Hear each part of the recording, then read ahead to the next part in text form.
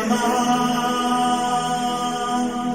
हरे हराये नमः। हरे कृष्णा जी, आप सबका बहुत बहुत स्वागत है। मंगलाचरण आरंभ करते हैं। ओम नमो भगवते वासुदेवाय। ओम अज्ञानतिमिरान्धस्य ज्ञानाञ्जनशलाकया चक्षुरुन्मीलितं येन तस्मै श्रीगुरवे नमः। नमः ओम विष्णुपादाय कृष्णपृष्ठाय भूतले श्रीमते भक्तिवेदांत स्वामिनिति नामिने। नमस्ते सारस्वते देवे गौरवाणी प्रचारिणे निर्विशेष शून्यवादी पाश्चात्य देश तारिणे। जय श्री कृष्ण चैतन्य प्रभु नित्यानंद श्री अद्वैत गदाधर श्रीवासादि गौर भक्त वृंद। हरे कृष्ण कृष्ण कृष्ण हरे हरे, हरे राम राम राम हरे हरे। कार्पण्य दोषोपहत स्वभावः पृच्छामि त्वां धर्म सम्मूढचेताः। यच्छ्रेयः स्यान्निश्चितं ब्रूहि तन्मे शिष्यस्ते अहं शाधिमां त्वां प्रपन्नम्। हरे कृष्णा जी, भगवद गीता आरंभ करते हैं। अध्याय 4 श्लोक नंबर 28। ब्रजेश्वरी जी, आप पढ़ेंगे संस्कृत। हरे कृष्णा। द्रव्य यज्ञस्ततो तपोयज्ञ योग यज्ञस्तथा परे स्वाध्याय ज्ञान यज्ञाश्च यतयः संशित व्रताः। हरे कृष्ण। हरे कृष्ण।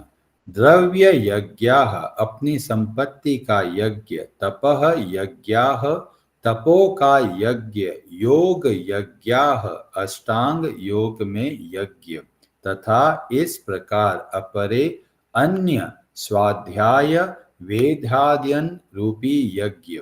ज्ञान यज्ञाः दिव्य ज्ञान की प्रकृति हेतु यज्ञ च भी यतयः प्रबुद्ध पुरुष संश्रित व्रताः दृढ़ व्रतधारी।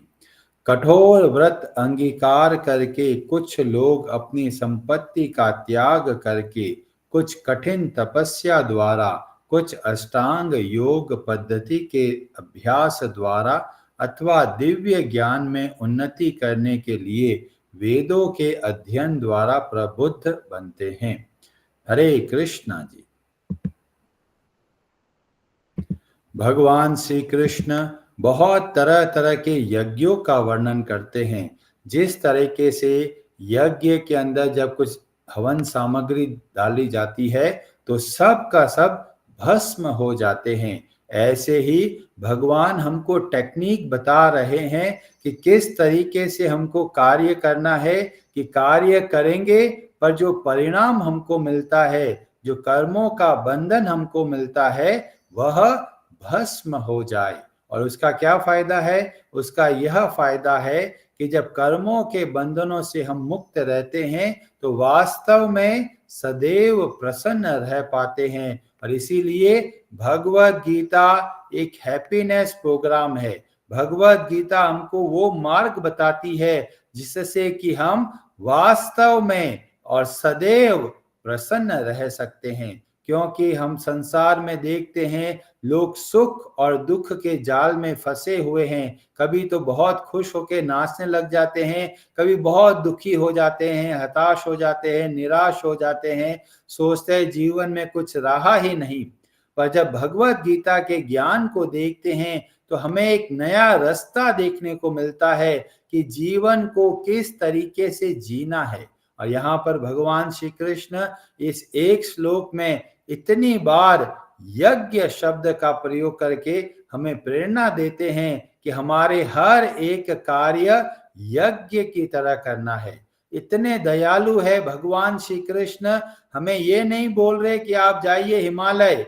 बोला जिस परिस्थिति में है, जो आपका वातावरण है, जॉब करते हैं, परिवार को संभाल रहे हैं, बच्चों को संभाल रहे हैं, जो जो कार्य अभी कर रहे हैं उसी को ही यज्ञ बनाकर करना है।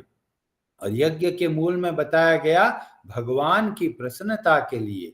तो कई लोग अलग अलग तरह का कार्य करते हैं, भगवान उन सब को स्वीकार करते हुए बोलते हैं बस अपना जो मनोभाव है उसको बदलना है। जब सोचते हैं मैं और मेरा है तभी बंधन होता है, जब सोचते हैं भगवान का है और ये सब भगवान की सेवा के लिए करना है तो वो वास्तव में कर्मों के बंधनों से मुक्ति दिला सकता है। और यहाँ पर भगवान बहुत सुंदर तरीके से तरह तरह के यज्ञों के बारे में बताया और हमको बहुत प्रेरणा देते हैं किस तरीके से हम अपने जीवन को आनंदमय बना सकते हैं। तो पहला बोला गया द्रव्य यज्ञ। द्रव्य का मतलब पदार्थ, पदार्थ का मतलब जो भी हमको संसाधन मिले हैं, जो भी हमको रिसोर्सेस मिले हैं। संसाधन रिसोर्सेस में क्या क्या आ गया, जैसे किसी के पास धन है तो उस धन के द्वारा वह यज्ञ कर सकता है। अभी धन के द्वारा कैसे यज्ञ किया जाता है, उस धन का सदुपयोग करके, वो धन को सही जगह पर दान देकर, गरीबों की सेवा करवा कर, इस तरीके से वो अपने धन को शुद्ध कर सकते हैं। बहुत सारे लोग होते हैं, खासकर जो सेठ जी होते हैं, वो व्यापार करते हैं, उसमें कुछ गड़बड़ करते हैं, मिलावट करके कुछ सामान बेचते हैं तो धन आ जाता है, तो सोचे धन को कैसे शुद्ध करे, तो भागवत सप्ताह का आयोजन करा देते हैं। पर जब ये आयोजन करवाते हैं, उद्देश्य ध्यान रखना है कि भगवान ये आपकी संपत्ति है। पर जब हम लोग ये सोचते हैं ये मेरी संपत्ति है और मैं दान करता हूं, तो यह हमारे अहंकार को बढ़ावा देगा। इसीलिए जो भी संसाधन मिले हैं उनको भगवान की सेवा में लगाना है। और क्या द्रव्य हमको मिला है, हमको मिला है यह शरीर। तो इस शरीर के द्वारा हम समाज की सेवा कर सकते हैं, भगवान के भक्तों की सेवा कर सकते हैं, अन्य जीव जंतुओं की सेवा कर सकते हैं। तो कई लोग बोलेंगे प्रभु जी हम तो बहुत सेवा करते हैं, घर में कुत्ता पाल रखा है, बहुत अच्छे से उसकी सेवा करते हैं। तो ये वास्तव में सेवा नहीं हुई। सेवा का मतलब है वह जीव का उद्धार कैसे होगा। तो क्या करना है, घर में कुत्ता आ गया है, कोई समस्या नहीं, उसको आप भगवान का नामों का जप सुनाइए, भगवान की कथाओं वहां पर जब करते हैं तो ऐसे जीव जंतुओं का उद्धार होता है। पर जब हम वेदों के द्वारा, हमारा जो ये शास्त्र के द्वारा पता चलता है कि घर के अंदर हो सके तो जीव जंतु नहीं रखे, और रखना है तो गाय एक बहुत अद्भुत प्रकार का प्राणी है जो वास्तव में घर को शुद्ध बनाते हैं। तो हमें गाय रखने का तो व्यवस्था की गई है, पर अन्य जीव जंतुओं को घर से बाहर रखना चाहिए। तो इस तरीके से हम अन्य जीव जंतुओं की सेवा कर सकते हैं, उनको भगवान से जोड़कर। अब कई लोग बोलेंगे ये पशु है, ये तो सुनते नहीं है। ये सब सुनते हैं, क्योंकि भगवान के नामों का जब जप किया जाता है तो वातावरण में ऐसी अद्भुत तरंगे प्रकट होती है जिससे सबको बहुत लाभ मिलता है। तो इस तरीके से हम द्रव्य यज्ञ कर सकते हैं। और कैसे द्रव्य यज्ञ कर सकते हैं, अपने समय का सदुपयोग करके, कि हमारे पास कितना समय है, इस समय में से कितना समय मैं भगवान के लिए कार्य कर सकता हूँ, भगवान के भक्तों के लिए कार्य कर सकता हूँ, अन्य लोगों को की भलाई के लिए कार्य कर सकता हूँ। तो इस तरीके से हमें अपने संसाधनों को देखना है, रिसोर्सेस को देखना है और उन सब का सदुपयोग करना है। इसको बोला गया द्रव्य यज्ञ। फिर बोला गया तप यज्ञ। तप यज्ञ का मतलब क्या हुआ, तप यज्ञ का मतलब है जो हमारा मन चाहता है उसके हिसाब से नहीं चलना, जो शास्त्रों में बताया गया है उसके हिसाब से जीवन को चलाना। जैसे एकादशी का व्रत आता है, मन बहुत बेचैन हो जाता है। कई बार मन सोचता है अरे अभी तो व्रत किया था, इतने जल्दी वापस आ जाता है व्रत, तो वास्तव में ये जो व्रत करना, ये हम अपने मन को ट्रेनिंग दे रहे हैं। इतने जन्मों से हम इस मन के दास बन के घूम रहे हैं। हमें लगता है हम तो बहुत मजा कर रहे हैं, पर वास्तव में हम मजा नहीं कर रहे, यह मन मजा कर रहा है और हमको सजा देता है। कैसी सजा देता है? कर्मों की बंधनों के रूप में। तो हमको क्या करना है? इस मन के हिसाब से नहीं चलना है, शास्त्रों के हिसाब से चलना है। गुरु, साधु और शास्त्र जैसा हमको प्रेरणा देते हैं उसके हिसाब से चलना है। थोड़े समय में सर्दियां शुरू हो जाएगी, बहुत ठंड लगेगी, सुबह सुबह उठना हर रोज एक लड़ाई की तरह होगा। उठूं या थोड़ी देर और सो जाऊं, तो मन बोलेगा बहुत थक गए हो, थोड़ा आराम कर लो। पर जब बुद्धि बोलेगी नहीं, सुबह जो समय है बहुत अद्भुत है, उसको सही सदुपयोग करना है। तो इस तरीके से हमारा मन हर रोज हर समय लड़ता रहता है। किस लिए लड़ता है? क्योंकि उसको मजा चाहिए। पर हमको क्या करना है? उस मन की केवल उतना ही सुनना है जो हमारे लिए लाभदायक है, जो हमको भक्ति में आगे बढ़ाता है। और इसके अलावा मन चाहे कुछ भी बोले, सुनना नहीं है। जैसे छोटा बच्चा होता है, उसको खिलौना चाहिए तो रोने लग जाता है, बार बार रोता रहता है, तो माँ सोचती है इतना रो रहा, चल ले ले। ऐसे ही हमारा मन है, बार बार बोलता है, बार बार बोलता है, तो हम सोचते हैं चलो दे देते हैं, मजा कर लेते हैं। पर वास्तव में यह हमको दुख पहुंचाता है। तो हमको क्या करना है? मन को बच्चे की तरह समझाना है। जैसे मन लड़ाई करता है, रिबेल करता है कि भाई मेरे को तो ये चाहिए, तो मन को बोलना है देंगे, थोड़ा समय करो, थोड़ा हम ये अच्छे से पूजा पाठ करेंगे, उसके बाद में देंगे। तो थोड़ा सा डिले करने के माध्यम से हम अपने मन को कंट्रोल में लेके आ सकते हैं। और इस तरीके से जब संयमित जीवन जीते हैं तो ये वास्तव में यज्ञ बनने लग जाता है। और कई बार सोचते हैं ये मन बड़ा कठिन है, कंट्रोल में नहीं आता, क्या करूं? तो भगवान बहुत तरह तरह की व्यवस्था हमारे सामने की है। भक्तों का संग करते हैं तो स्वतः ही हमको प्रेरणा मिलती है। भगवान ने हमको अष्टांग योग दिया, जिसके द्वारा हम अपनी इंद्रियों को संयमित कर सकते हैं, मन को नियंत्रण में रख सकते हैं। तो तरह तरह की टेक्निक भी बताते हैं हमारे शास्त्र। और इसीलिए भगवान यहाँ पर एक शब्द का प्रयोग करते हैं, स्वाध्याय। स्वाध्याय का मतलब होता है स्व का अध्ययन करना, अपने आप को समझना।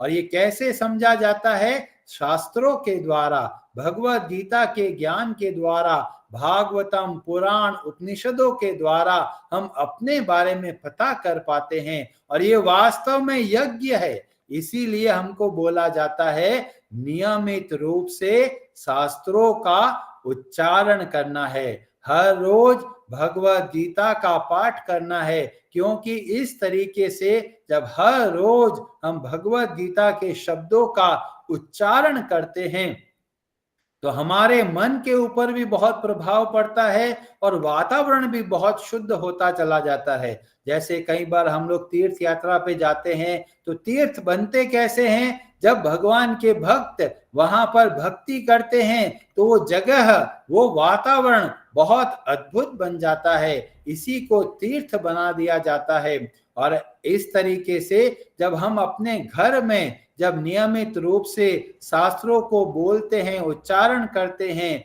तो वास्तव में क्या होता है?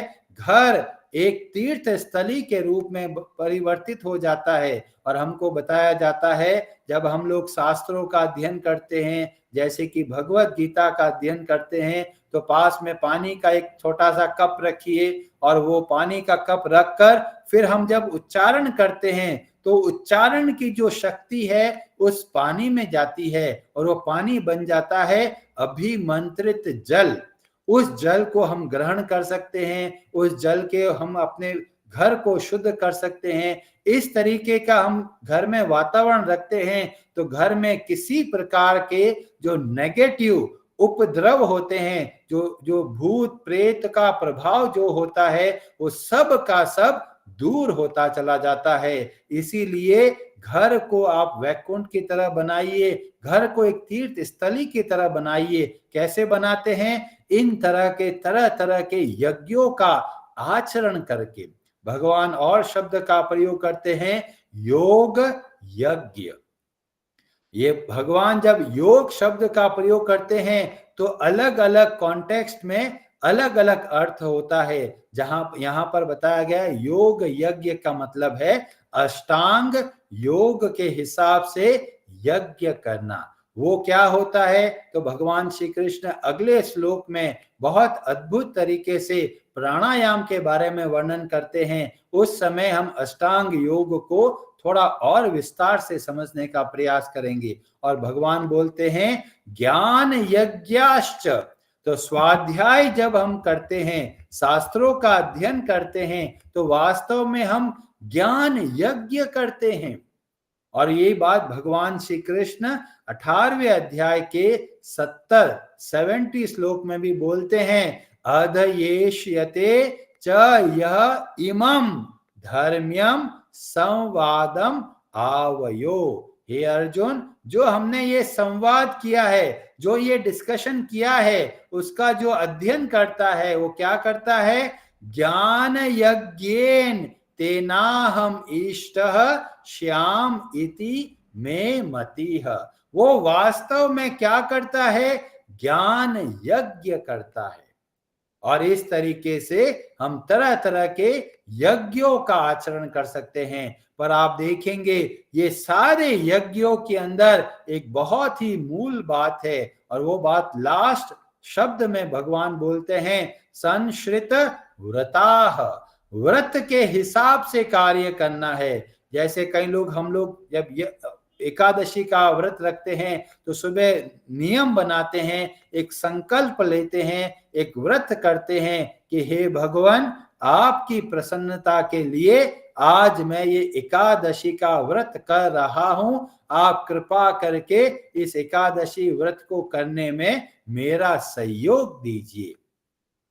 तो जब भी हमको कुछ कार्य करना है और संकल्प के साथ में करते हैं, व्रत के हिसाब से करते हैं, तो हमारे मन को बहुत ट्रेनिंग मिलती है। हमारा मन धीमे धीमे दृढ़ हो जाता है। नहीं तो कई बार इतने आलसी बन जाते हैं, हम सोचते हैं आज करेंगे, कल करेंगे, तो आलस में हम बहुत समय व्यर्थ कर देते हैं। तो जब हम शास्त्रों का अध्ययन करते हैं तो समय समय पर हमको प्रेरणा दी जाती है कि दृढ़ता के साथ में व्रत के धारण कीजिए। और व्रत कैसे होते हैं? मनमाने व्रत को मत कीजिए। कई लोग होते हैं जी, हमने तो व्रत कर रखा है कि जो चाय पिएंगे वो कटोरे में पिएंगे, कप में नहीं पिएंगे।